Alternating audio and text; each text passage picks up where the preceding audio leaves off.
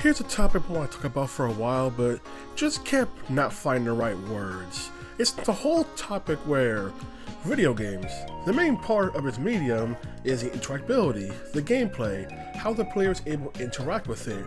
This is why many people love games that have lots of choices, ways they can vary up how they do things and mold based on how they think. But despite that being the main point of a video game, there are still many people who see it as secondary, especially when it comes to certain video game genres. I already made a video about difficulties in games, and people should play a game based on whatever difficulty, but ideally what I think is that when it comes to easier difficulties, it's because the task the game's giving you is a bit more difficult than you can handle, so you want to tone it down, but ideally, not always, but sometimes people will go back on a higher difficulty once you feel like now they probably understand the task going in. But there are many people who use the idea of a lower difficulty specifically exists for the purpose of, oh, just to see the next story segment because that's what they think is more important. And that is the case sometimes where some games will specifically call their easiest mode the story mode, ideally. So that is also a case, but it's also why, not sure if it's still a thing nowadays, but I know years ago people would say, oh, easier difficulty is accessibility. Well, no, it is. The easier difficulty does not help me see the text better. But they used that because to them, the story and narrative was what mattered. The actual gameplay was a chore to them, and so therefore, it was just a barrier. So I think also a big example is also the game Cuphead and how it does have an easier mode, but you can't actually complete the game on that mode. You need to be playing on normal mode or to succeed the game's finale, with some using the claim of, oh, I just want to see animations, which like, okay, why don't you just be watching the footage at that point? But it doesn't make sense that I also don't like it if a game bars your ability to beat it if you're not on certain mode. I know many older games back in the day used to do that kind of thing. I myself put gameplay over everything else, which is why even if I play a game that has a bad narrative or an interesting narrative, I don't really dock that much from the game, because it's like, okay, whatever, how does it play kind of thing. But it feels like more and more I start to become in the minority in that factor, especially when it comes to the RPG genre, where many people see the narrative RPG the most important aspect. In some points, you can't blame them when RPGs have many cutscenes that do a focus on narrative. For the most part, many RPGs that put the big focus on the combat and the gameplay. But it comes to a point where someone can play RPG, say they fully enjoy the gameplay, but then see it as lesser because, oh, the narrative wasn't that great or all that interesting, so therefore the game itself is bad or lesser. But it's like, you're playing a video game. The gameplay should be more important. It's what I constantly see when it comes to especially like Final Fantasy, for entries like Final Fantasy 5 or 10-2. People don't like narrative of 5, you know, sometimes the way they talk about it, but just they didn't pay attention to narrative 5, but 10-2 is one I agree is narrative not all that great. I find it entertainingly bad, but the actual combat with the dress sphere system, being able to change your job in the middle of combat, having the super dress sphere, the big ultimate mode for each of the party members, I felt that was great and more than made up for anything else in the game. But many people see it as lesser, to the point where people say, oh, Final Fantasy stopped being good after Final Fantasy X. And it's like, what? You got 10-2 that was great. You got freaking 12 that was also pretty good. 13 was aight. 14 is 14. But yeah, it's kind of a whole entire thing where people feel like 10's the last good one. Why? Because like the narrative. They won't bring up anything when it comes to the sphere grid. It's level up a character and then get the spheres or to use them, or stuff like that. Or how the game also tries to compensate you don't use party members much. Like, people complain about, oh, Final Fantasy X, you gotta use Kamari for this one boss fight, and it's so bad. The boss fight is scaled towards Kamari's level, so you don't have to really use them at all and still win the fight. So I wouldn't get that kind of complaint, but people will say gameplay is bad in that instance. But then comes the ironic part, where many people will say nowadays, first-party PlayStation games are now quote-unquote just movie games. Not movie games as in licenses based off a movie IP, movie game as in the gameplay is less important, what's more important is the narrative, to put people stereotype that you're not playing the game much because how many cutscenes, which obviously is an exaggeration about that, but it's one of those complaints that nowadays happen, but many would also, ironically, also praise that whole entire aspect, where they care about the gameplay, care about the cutscenes, or how the Uncharted franchise, entertaining franchise, but there are many people who care about the story of it more than the actual gameplay. And that could be because the gameplay of Uncharted isn't that great and is not that interesting, and they try to spice things up, like Uncharted 4 having the robe and the dynamite, but doesn't really change the formula much. No, it's because they like the narrative, like the characters, that's what people praise the most from Uncharted. People of Uncharted 4 could love the dynamic between freaking Nathan Drake and Sam Drake. I effing hate Sam Drake, but I'm in a minority of that aspect. Even when I talked about Final Fantasy VII Rebirth, I made a video on it, and people assumed, based on that title everything, that I disliked the game. And I went, no, the video, I said it's better than Remake because it's more enjoyable to play. It's more fun to play. Even yeah, you have the Ubisoft as open world with the climb the towers, get the thing, and repetitive tasks in order to get your bonuses, stuff like that. But the combat, they took the feedback from Remake's issues and improved upon it, and the combat is now, I feel, fully up to par with what they're trying to do, and it's fantastic. But because I don't care for the narrative of 7 Rebirth, people thought, oh, I disliked it, and therefore, why? How dare I? How dare I be a heathen and not understand 7 Rebirth or Final Fantasy 16? Yeah, my biggest gripe is I think Final Fantasy 16's writing is absolute crap. But I said the gameplay is fun and enjoyable. But apparently, some people feel like, wait, how can you have the same issues as me but still enjoy the game? Because even if I think the story is flawed and awful or the combat could be better, it's still enjoyable enough that I'm like, I like doing the combat. To the fact that if it had a sequel, which it won't, and they'll probably drop this whole mechanic system, it could be improved to become a better feeling game. But people but the narrative, like, I don't care for a narrative. Many people will even say how, oh, 16 has the best game in the franchise or in a while, and it's like, why? It's like, oh, because I like this specific story moment, not this specific gameplay moment, not this specific boss fight, this specific narrative moment. I know fighting game players also feel that pain, because I know that many fighting game players don't like the idea of a story mode or the resources going into it. But for me, when I push a story mode, it's not just getting to know the characters to feel like which one I like, but it's also because a story mode is also used as a way to tutorialize the player, or even something like Street Fighter 6's World Tour mode, which is used to tutorialize the player in a way without even the player even thinking to be tutorialized in a whole entire thing. And then you're prepared for the actual main gameplay of fighting CPUs, I ain't paying for PS Plus. But ideally, you would be playing online and all that. But the struggle is getting people to play the game online. It's why there are fighting game fans who feel like people don't play online and are quote-unquote not an actual fan of the game, which is not true. But you can see this problem of trying to get people to play this gameplay-centric genre, and they just won't do the gameplay of the gameplay-centric genre, or feel like the online mode is a barrier to entry, because, yes, it's a rank system, everything, people are gonna get better over time, including yourself. You will get better at the game over time, but people will just prefer to just not bother. A franchise I also saw get bashed for specifically narrative reasons was the Bayonetta franchise, especially Bayonetta 1, were constantly for years, actually just Platinum games as a whole, but for example Bayonetta, people say that, oh, Bayonetta's story is just complete nonsense, doesn't make any sense, nobody even trying to think about it, kind of thing. And it's like, or the idea that they didn't put any effort into a narrative, it's like, no, they did put effort into a narrative and the characterization and everything. There's a fact that, yeah, it's a weird story and it involves time travel and everything, but some people miss that point, or they take what freaking Cereza says literally, and actually, it's gonna be people who actually think that that Bayonetta 1, Cereza, was the daughter of Bayonetta just because she kept calling her mummy. It's like, the game explains the whole thing.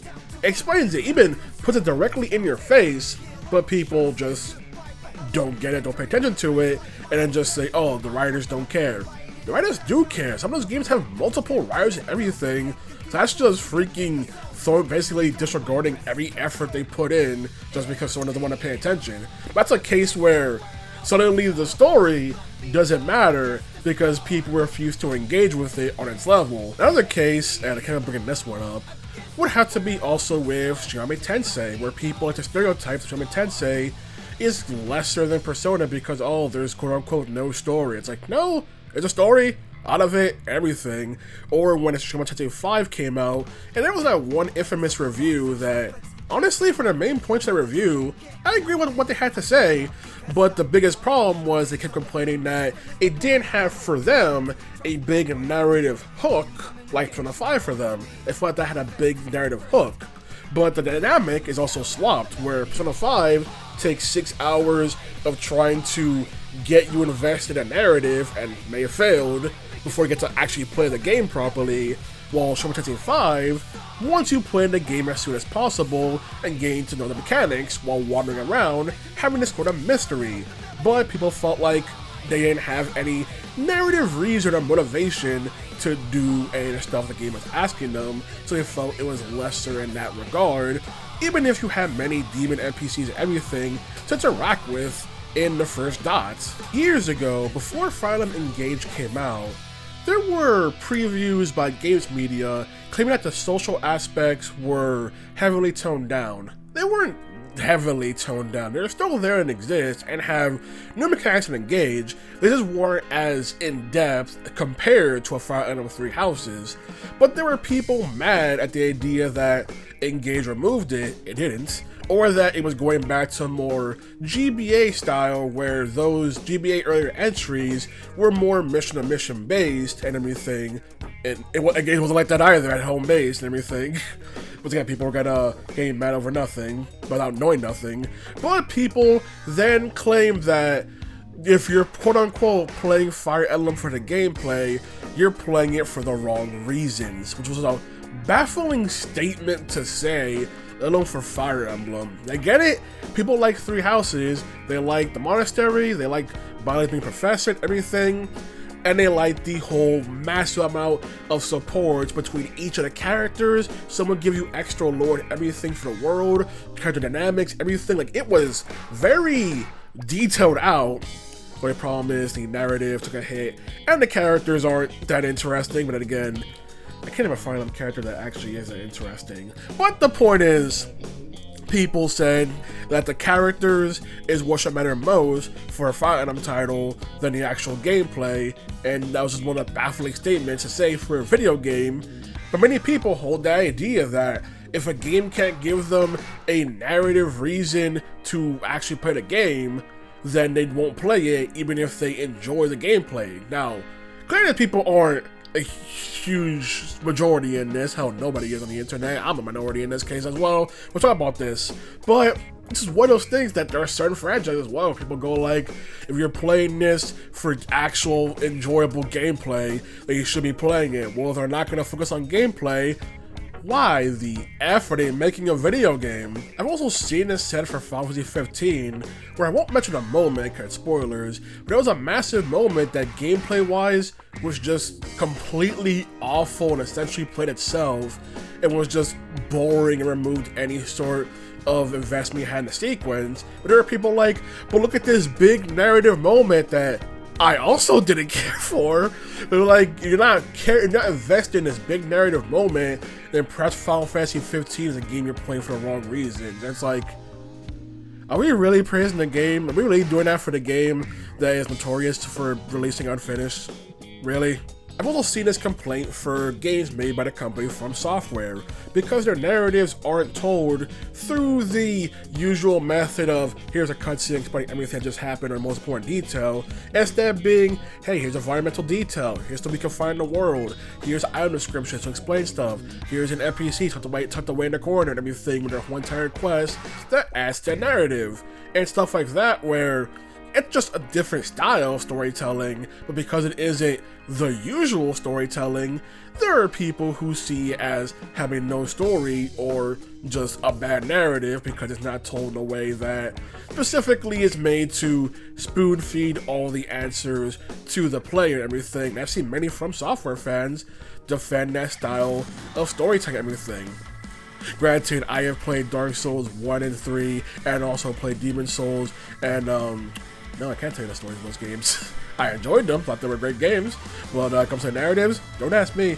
Another example is the Metal Gear Solid franchise, which people often joke you're basically more watching a movie than actually play a game, even though that's not true, especially since they pull a lot of details into the gameplay and the boss fights. But the big two issues came in Metal Gear Solid 4 Guns to the Patriots and Metal Gear Solid V The Phantom Pain, where MGS4's issue is the fact that there were too many cutscenes that went on for too long to a point where people would just get bored because they're not playing the game. Especially that game also has notoriously long loading in between chapters because that's basically loading all the data for the next chapter beforehand and everything. So people were trying to get burnt out by how many cutscenes and everything when actually playing the game, even if the gameplay was enjoyable, and people also loved Metal Gear Online 2 as included in it. Now, MGS5, however, has the opposite issue. It plays phenomenally, although the open world setting was a not good idea. But it plays phenomenally, the gameplay is great, and the stuff you can do in it, especially with the buddies you can bring with you to missions, is fantastic. The issue comes in the form of narrative, where it feels like a complete afterthought because of how much of it is told to you through cassette tapes. And people don't hate the idea of cassette tapes. I mean, the BioShock franchise, people enjoy the cassette tape system, but when it comes to issues to the fact of you're playing a stealth game and they want you to pay attention to this audio while sneaking around, that's not a good idea since you would need your hearing to know where enemies are and to pretty much do stuff. So trying to do that was not a good idea, especially when the game does open up with like an hour-long prologue that is mostly a heavily scripted segment where you're barely doing any gameplay. So for the rest of the game to just not have much of a narrative, using cassette tapes, or sometimes just no answers because the game's unfinished. No one can argue. I refuse to accept arguments. The game just ends with nothing. It just ends on a note, no answers, no follow-up, nothing. Because there was a cut mission from the game, but people try to say, no, that was a bonus mission, it wasn't important. Why the F was that bonus mission a conclusion of the video game then? Kind of thing. It was one of the big complaints of MGS5, the fact that there's just so much gameplay, a lot of what you're doing has no narrative relevance, and then you just get the game's finale just thrown on you with no fanfare or nothing. It's just, hey, it's a new mission, okay, bye. What? Huh? And then the mission itself is boring from a gameplay standpoint, just for revelation that, honestly, you've been playing the franchise since like Peace Walker, you would have seen coming from a mile away. So, just one of those weird aspects where just 5, for a franchise known for narrative, didn't really do a whole much with it. But by God, you have 5 billion tapes. Look at how many games are there be as an advertising or reviews or whatever, people will go, this is cinema or cinema-like quality aspect. Because for many people, the majority of people on the planet, despite the video game industry being the highest profiting artistic medium, films are still seen as the highest form of artistic medium.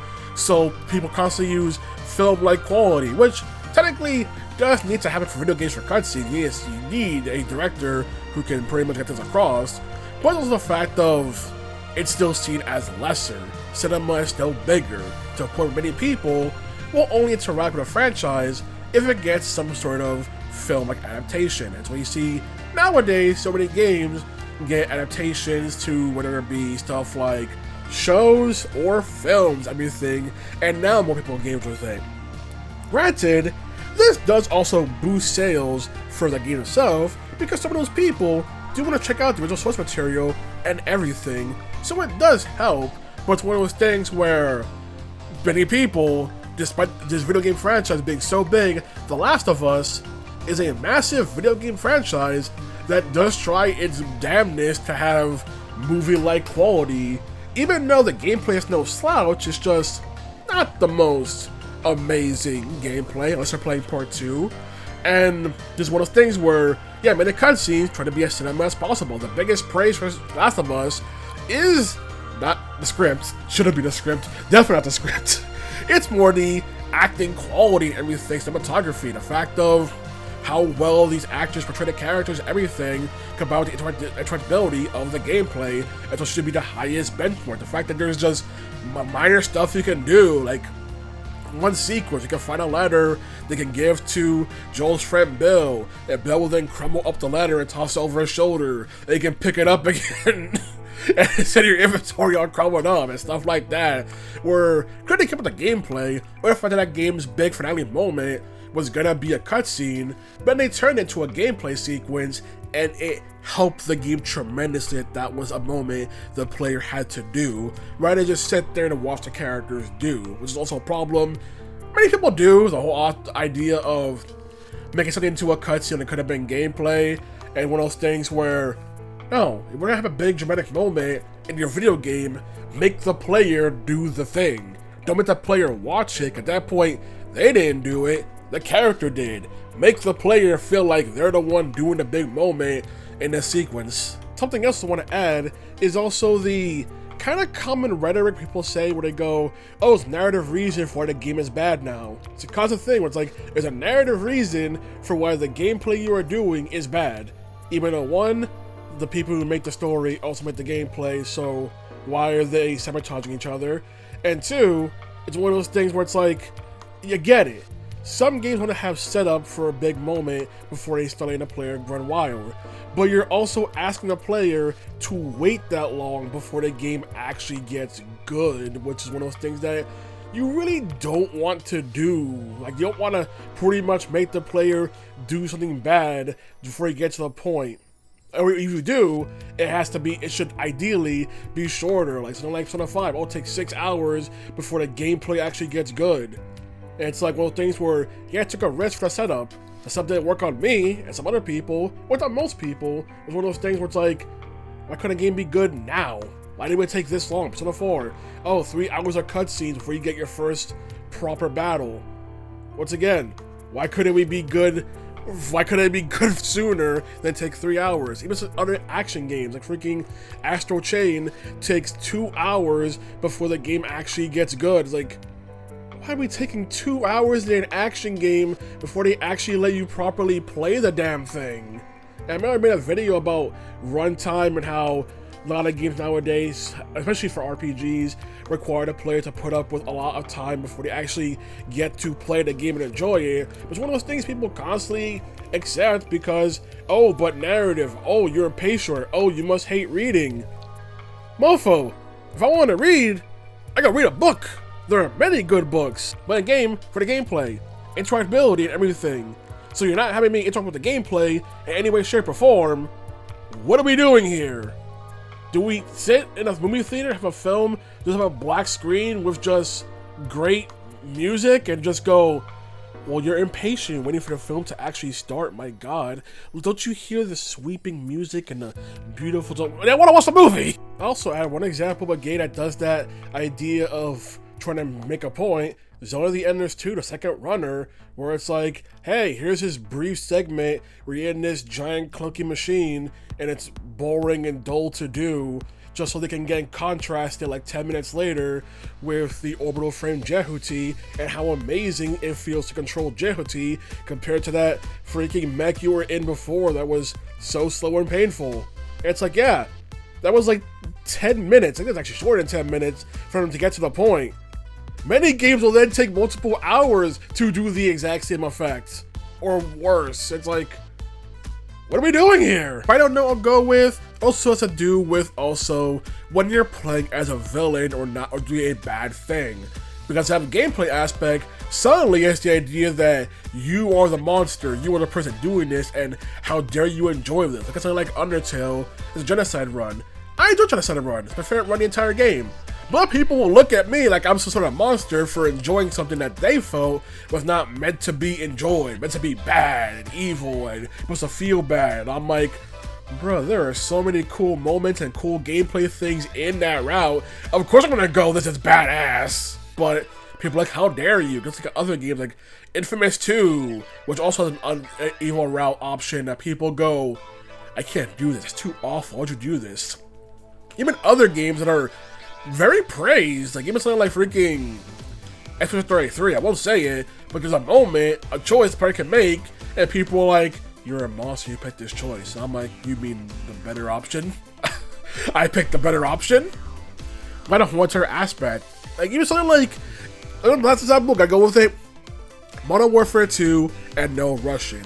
If Modern Warfare 2 was a film, people would be praising, media would be praising that film and pretty much freaking applauding it.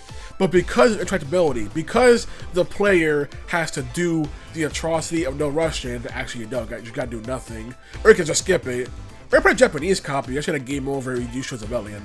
But just because that thing exists, and it's part of a gameplay, is Modern Warfare 2 suddenly awful and evil? Suddenly all these people who would normally say, the narrative matters most, I need me a good cinematic story, don't want a good cinematic story if the player is doing something awful in it. Or the idea of, the game made me do this awful thing, how dare they? That's what I want to ramble about, the Hunter aspect of people who care more about games writing, more into gameplay, which is the main point of the medium, interactability. Granted, there are some games that don't necessarily go for enjoyable gameplay, they go for more engaging gameplay, trying to keep you hooked kind of sense, rather than being a thing that's more enjoyable and fun to do. But there are people who will take all their narrative matters most idea and throw it out the window if you have to play the villain in a scenario, if you're the bad guy, or will even in some cases like try to lie to themselves and claim, what's with this villain twist? I don't understand. It's like, that was there from the get-go. I can think of one example, but I can't mention it, could be spoilers for that game. But it's kind of one thing that how people will totally demonize a narrative in a game because I gotta do a bad thing. They're making me into a bad person. The developers are bad people. Because we all know every single evil thing a character does in fiction is something the writer would totally endorse. That's not how that works at all. Anywho, that's what I'm about. Go out there, play games, whether it be story focused or gameplay focused. Just please don't try to claim that a medium is interactability has to pretty much treat that as if it doesn't matter or shouldn't matter, you know? No one goes to a film and says, this film's fantastic. Sure, cinematography was awful and the script was terrible, but that OST, godlike. No, they judge it based on the qualities of a film. Anywho, that's all I said. Good day.